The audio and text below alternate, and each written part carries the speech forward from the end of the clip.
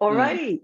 yeah. So, okay, so I'm thrilled today to be with the wonderful Tony Kofi, who I'm sure you know is amongst the top, one of the top musicians in the world. Thank Tony you. also teaches and lectures at the top music academies and colleges in the world.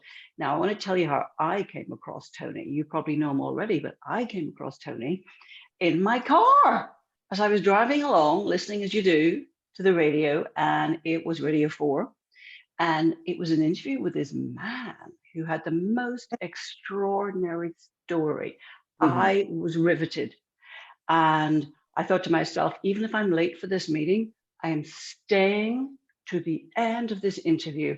I Wow. need to know what, that's the truth, Tony. I thought I Wow. need to know what happened next. This is mind blowing, blew Yes. my mind. I came out of the car and I was like, had to tell everybody, had to tell everybody. And I thought, I've got to get this man on an interview and spread the message that I feel is in your story and your experience, Tony. Um, so I don't want to ruin the story for anyone. So I'm going to let you, in your own words, tell us what happened. I will just let people know that there you were, a 16-year-old in Nottingham. You'd grown up in Nottingham, never really been anywhere else. And you were doing an apprenticeship to be a carpenter. Yes, I was. Yeah. Yeah. I was an apprentice carpenter because I started carpentry in school because at the time when I was year seven, just started secondary school, I did want to do music. Didn't know why, but I thought that music would be a great way to go. But I wasn't chosen.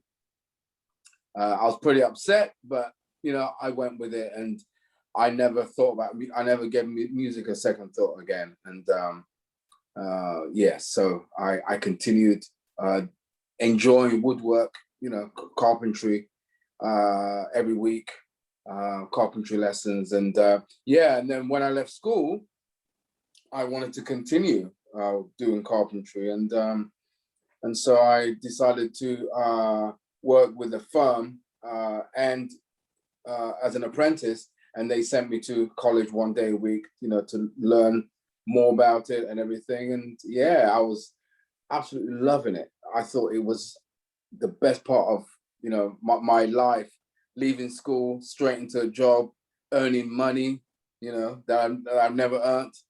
And then one day I just, I don't know, I was like really excited about this job.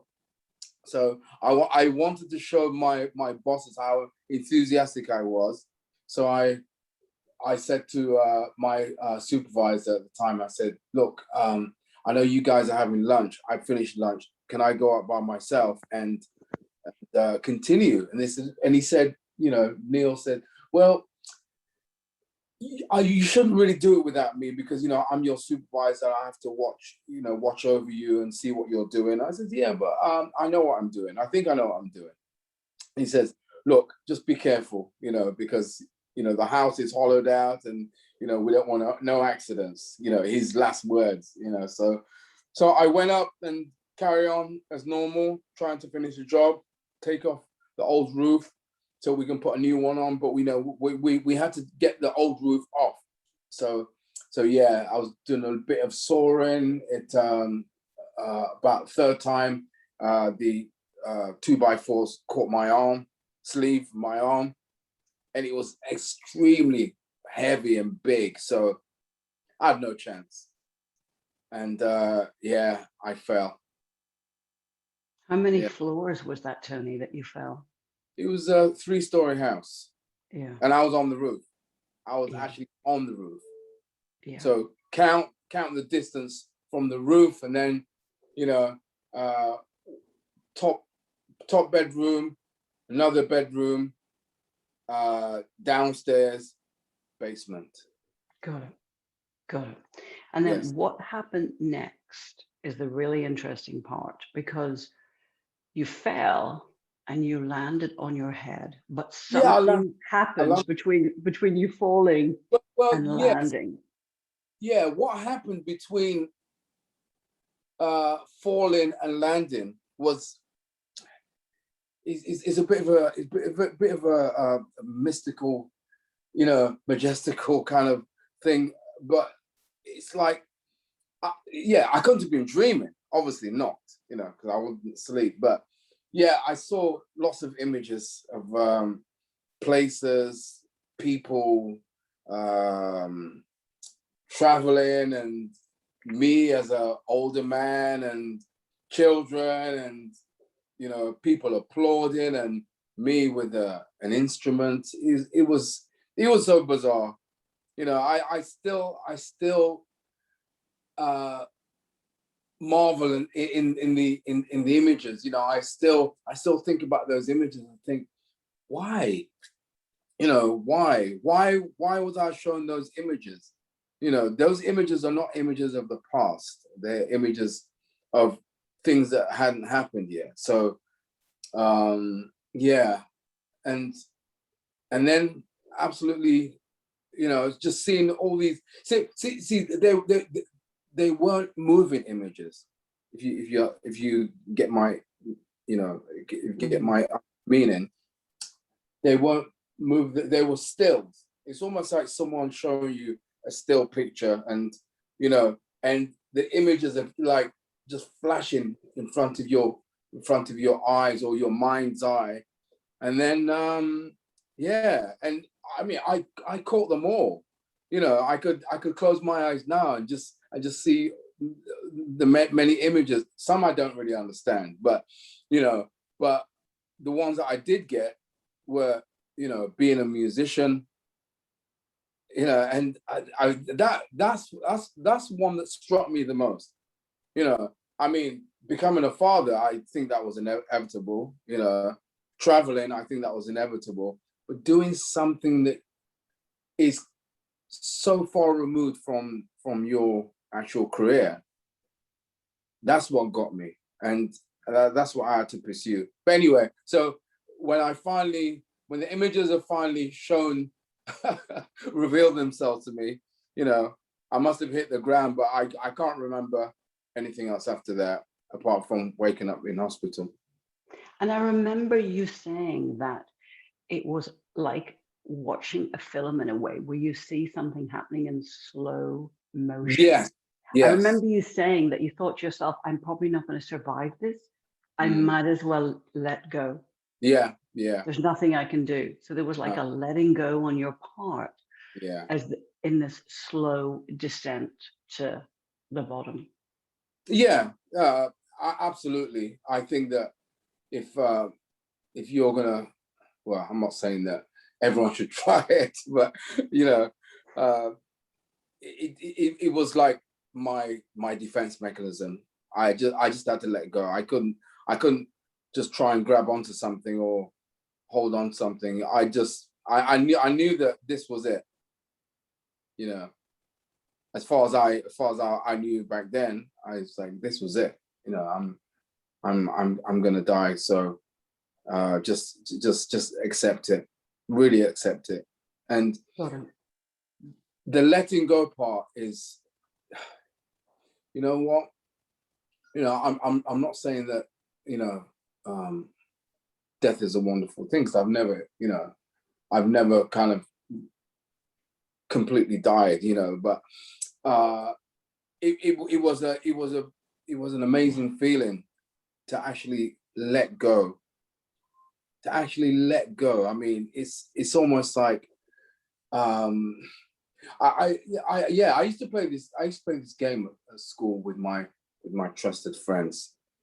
Some did let me go, but where you got to just fall back and not even kind of like try and break your fall, and your friend has to catch you. Yeah, I used to do this in primary school, and yeah, it was kind of like that, but it was on a much more deeper level. This was something that, I think that everyone who's passed on, has experienced that absolutely letting go, and yeah, and when I was convalescing, it did bring me to tears, because because that feeling of letting go, I've never experienced it, you know. So let's look at what happened next and the impact of that experience, Tony. So, you know, you were in a family who, you know, weren't really in a position to put you into some private No. music college. Mm. So tell us what happened next. Well, I know your family, you said your family sort of were encouraging you to, you know, go back to the trade yeah, and yeah, get back to work. it was my bosses that, you know, asked my parents if I would come back, you know, because I was fairly young, so they have to go for my parents, and then they asked me, and they said, look, your job will be open, and come back when you're ready, you know. And you know, they gave me a bit of money, and yeah, and I think by a few weeks after that, I decided that I wasn't going to go back. You know, as as much as I know that night will follow day and day will follow night, I was so sure that I was not to go back. Yeah, and yeah, I began. You felt that certainty. Yes, I felt really, really sure, 100% that I can't go back, because if I go back, then you know I might as well have died in that fall. So yeah, so I contemplated what I was going to do, and then I thought about the images, you know, and the one image that just kept coming back to me was playing an instrument. So I jumped on that. I really, really jumped on that and thought, you know what? I'm going to use a bit of this money and buy myself a saxophone. And and you know, even though I didn't know which way to hold it, which way to blow it, you know, I didn't know anything about it. I just didn't have a clue, you know. And you know, my parents weren't set on, you know, giving me money for music lessons, because they couldn't afford it, you know, too many children. And yeah, so but I was pulled towards it, you know. It was almost like an energy, you know, a force, a magnetic pull to this instrument. And not, you see, the way I see it now, it was almost like I had this instrument. I had to use it to express what I was feeling or what I wanted to come out, you know. And I had to use this experience to convey all the feelings that I've been feeling and wanting to be a musician, you know, because there was nothing on this earth that could have stopped me. Because I mean, look, you know, the one thing that could have stopped me was death, and it didn't. Okay, I was given a second chance. Now, if anyone's given a second chance with anything, then you know, you'd be crazy to blow it, or you know, not to take up that offer. So I was given this second chance, and yeah, I was absolutely dead set on doing it. So you spent the next couple of years teaching yourself, listening Yes, to your mum's favorite yes, records that she brought yeah. over from Ghana, Duke Ellington and all the great jazz Yeah, Louis masters. Louis, Armstrong, yeah, yeah, yeah. And you were saying that, you know, it was so painful to begin with. yeah. Your brothers used to throw their shoes at you to get you to stop. Yeah, Bless but them, yeah, my bless musical them. barometers. Exactly. And month after month, the shoes started coming, and they were like, "Hey, that's pretty good." And then eventually, you got accepted into a music college in the States, Yeah, Berkeley College. after being turned down by a few colleges in the UK, because you know, uh, the UK system. Well, I don't think it really matters now. They don't do that now. But back then, you had to have grades. They said, look, got to be at least a grade 3 to be in here, or show that you. Because you couldn't read music at that time because you taught yourself. No. I mean, I could probably read the most basic, of notation. Yeah. But I couldn't read music like someone who's done grade 1 even. Yeah. But I had so much energy and fire in my playing, and I had these amazing ears, and I could literally transcribe by ear a Charlie Parker solo, Wow. or John Coltrane solo, or Thelonious Monk solo. I could do all that by ear, so I was probably more equipped to get into any of those colleges in the UK than some of the students that were accepted. One musician friend said to me that you're playing on a grade 8 level. Yeah. But yet I couldn't be accepted because I didn't even have a grade 1. Yeah. So, yeah. And now the funny thing is that you often play and you often teach others to play by just tearing up the script, and it's like, let's get into the feeling of it. Is that right? Have I got that right? Yeah. That's how we teach them at the Julian Joseph Jazz Academy, and Trinity as well, with my small ensemble bands. They're amazing. We absolutely banish any music notation.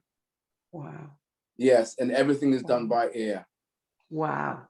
And Julian Joseph, who's a dear friend of mine, I met him when I was at Berkeley. So the friendship continued, and when he opened his academy here in London, he called me up. Yeah. Tony, honestly, Tony, it's such an amazing story. It really is. And, gosh, I have to really acknowledge you for staying true to the sort of epiphany that you had after that fall. And it's a bit like, that phrase, the universe speaks to you in a whisper, and then in a shout, and then in a ruddy great scream. Yeah. And what your story really tells me is that perhaps we all have a path. Perhaps we all have a calling. Perhaps there's a place for all of us to use our God-given talents. And if we're so far off the path, then, I mean, look, what I believe is that you have to be true to yourself. I think whatever you wanna do in life, and there are many obstacles. I mean, I'm not saying that I didn't have no obstacles, because I had the biggest obstacle of, 1, not having a teacher, 2, not having any money, and 3, not knowing whether I'm doing it right or wrong. But that gut instinct told me, it told me, it guided me. And I think that one thing that we have to tap into is that you have to be true to yourself. If you can be as open as you are in life, as like when you're on your own, this is when you are most like yourself. But amongst other people, you have to try.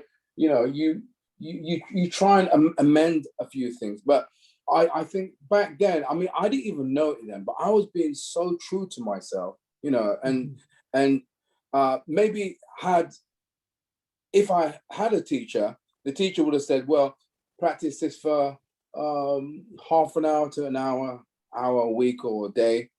But no, I was practicing 8 hours a day. Wow.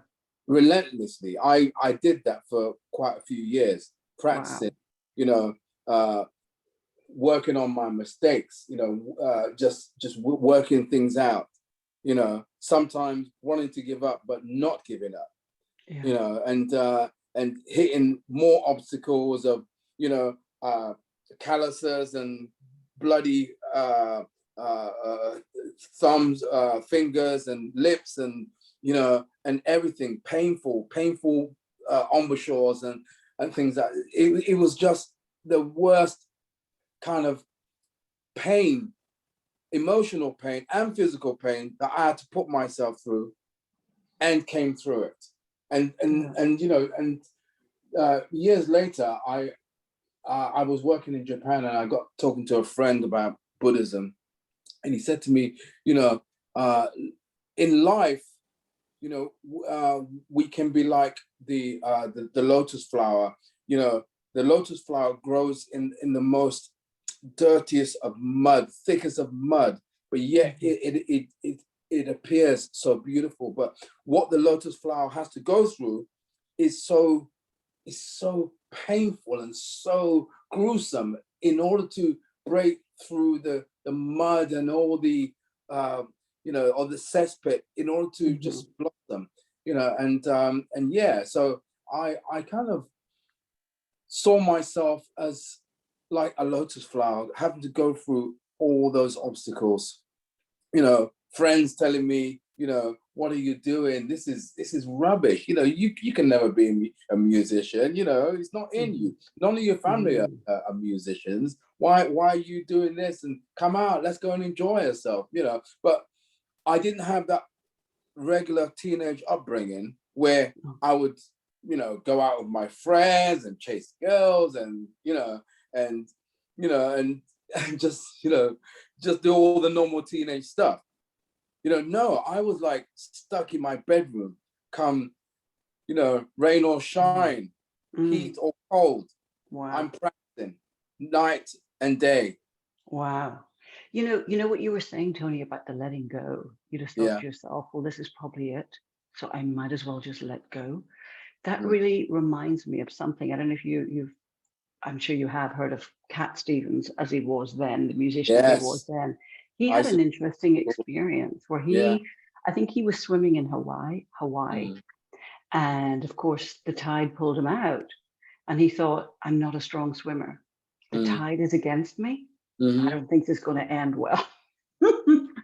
You know, I don't know if he actually thought that. But what he did think was, do you know what? I'm going to let go. And I think he actually asked, I think he actually said, dear God, if you spare me, if you let me live, I am going to do whatever. I'm going to pay back. I'm going to do whatever you think I should do in this lifetime, if you give me a chance. Somehow, somehow he was brought to shore. Yeah. Somehow he was brought to shore, and he was fine. Sorry, I didn't know that. No. Yeah. And that's, you know, sometime later, then of course he had his conversion. Yes. Yes. So I think the letting go is so fascinating. Oh, yes, definitely. And I think in the letting go, it's almost like you're surrendering, consciously or unconsciously, spoken or unspoken, but you're surrendering to a higher power, to a higher force. You're like, do you know what? Me, on my own, with my own steam, I can't make this work. Yeah. I can't make the tide go another way. I can't stop this descent. I'm handing over. Yeah. Yeah. You know, and it certainly feels like that's what you did, Tony. Yeah, because, you know, I did have lots of questions as well. You know, I did have lots, you know, many questions whether I'm on the right path, you know, and will I find happiness on this path, you know. But I realized that when I look back, that path I was on was happiness, you know, because I wouldn't have done it hadn't I, you know, if I didn't enjoy it. But I really did enjoy it.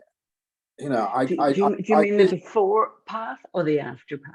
No, during, you know, while I was trying to be a musician, I did enjoy it. You know, I found out more about myself than I ever would. You know, this was a true me. This was the true Tony Kofi, Did you who I was. I mean, did you feel somewhat different? Did you experience yourself as being somewhat different? Yes, of course, of course. I mean, Ah, I did, you know, the before fall and after fall are like completely different people. wow. Yeah, completely, Because completely. you because you strike me as such a light-hearted person. Like you're always going to look for the opportunity. The glass is Hmm. always half full. So you strike me as that person. Hmm. Um, and you strike me as someone with a great work ethic. You clearly had that before the fall when you were Hmm. working on the building site. Hmm. So what changed? How did what was different? You know what? It was almost like I woke up. Wow. It was like I woke up. I did not feel that like I was the same person before the fall, because I was before that, yes, I had that work ethic, which I got from my parents, Mm, but I was, I was a, I was a complete lad, you know, working from Monday to Friday and then go out with my friends and, you know, and uh, clubbing and drinking and, that was yeah. my life. And Yeah. yeah, and then after that, it stopped, and I became more. It was almost like I became more of who I was to become. Very, very conscious, aware, very mindful. Very, very in the moment. You know, and that wasn't the person I was before the fall. I know the difference. I've lived both, so Yeah. I know the difference. But yeah, um Did you have a different, almost like respect for life? Because you talked about being given a second chance. It's like, wow, I'm here, I'm alive. yeah, and I I realize as well that I'm being set up to do a job, to inspire people, to teach people, to connect with people, you know and this was the work that I'd been assigned from maybe a higher source, or a universal um, power, the powers that may be. But I know that it's not just about me. It's not just about me. I have to give. I have to give this talent. It's almost like I'm channeling something from the ancestors. Yeah. Whatever I'm given and whatever I'm doing musically, it's a channel. It's not something that I don't think I'm musically gifted. I don't think I wasn't born with it. But I am very, very open. So yeah, whatever is coming is definitely being channeled. No filters. Yeah. Got it. What an amazing story. You inspire people through your music and Mm, how you perform your music. So I can absolutely get that that's an incredible inspiration and a freedom that you must offer to other musicians and students. I absolutely get that. But there's so much for all of us, everybody yeah, else, to yeah, take from your story, to mm, take from your story. yeah. So what are the one or two or three things that you think? I mean, I'm getting so much from it, and I know people listening to this are going to take what's there for them to take. But what do you feel are the key things that you would want people to take from your experience? Um, some of the key things is to go with your gut instincts. If you feel that you know this is what you want to do as your life um, uh, choice, career, whatever, go with it. If you feel it, go with it. You know, Yeah. and the other thing is not to give up. Because Mhm. these obstacles are not here to stop us. I realize that these obstacles are not here to stop us. obstacles are meant to be, you know, overcome. That's why they're Got it. obstacles. Beautiful. You know, so yeah, and these are the things that I realized from a young age, and this is what kept, you know, this is what kept me going, you know. And I'm not saying that as an adult I don't have any obstacles. I have many obstacles, but I do try and deal with them, you know, and carry on, because, like I said, I've come from absolutely nothing, and from, you know, the most toughest of you know, journeys, and overcome them. So yeah, and it gives me the drive to keep going. You know, it's almost like every obstacle I encounter becomes a stepping stone. You know, Yeah. I see it as a stepping stone. You know, and I can use that. You know, but yeah, I mean, you know, I wouldn't say that I'm the best at giving advice, but, you know, I think that people can use my story and try and try and better themselves within their own lives, you know, because like we each have our own paths, and sometimes our paths cross by certain chance meetings or journeys, and yeah, and we help each other. So if I feel that this story of mine is going to help someone, then already I'm doing good, you know. 100%.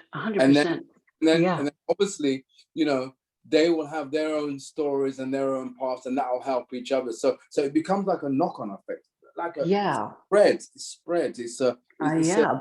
But listen, let's be honest. You had a pretty you had a pretty dramatic encounter, you know, because it sounds like you actually were shown a vision of your life. Now, here's the yeah, thing: we all have free will. yeah, So one could discard that vision, mm, or one could take it on board and take that wake up call and mm, take that second chance. So, you know, that's what you did. yeah. But it But was hard to ignore, though. It was hard. It was very hard to ignore when every time you close your eyes, yeah. you know, that's all you see. Why do you think you were given that I experience? I don't know. I really don't know. Yeah. I couldn't tell you, you Yeah. know, but I can guess that this was the mission I was set. This was Mhm. my work. This was my path. This was the road I'm to take. But yeah, I really couldn't ignore it, because every time I closed my eyes, that's all I saw. It was just, you know, I at one point I stopped dreaming. You know, Mhm. I couldn't remember my dreams anymore. All I saw was images. You know, flashes of images. That's it.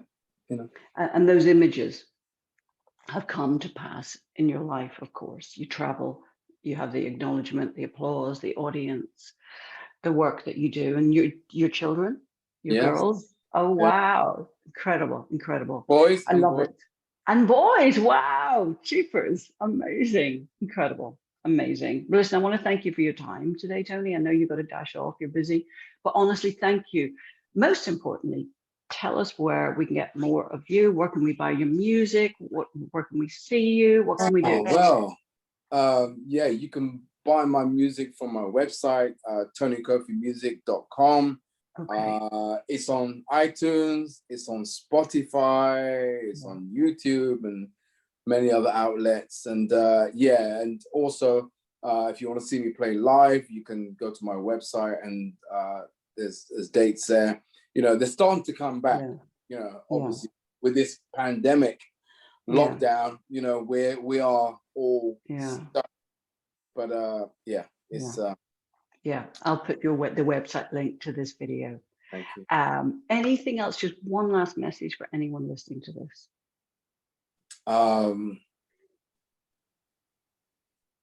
Be kind to yourself. Nice. Yeah. Don't be so hard on yourself. Yeah. Yeah. Thank you. Thank you, Tony. Bless you. Thank You're you so much You're for your welcome. time. Bless you. You're Thank welcome. you. Thank you very much. Thank you.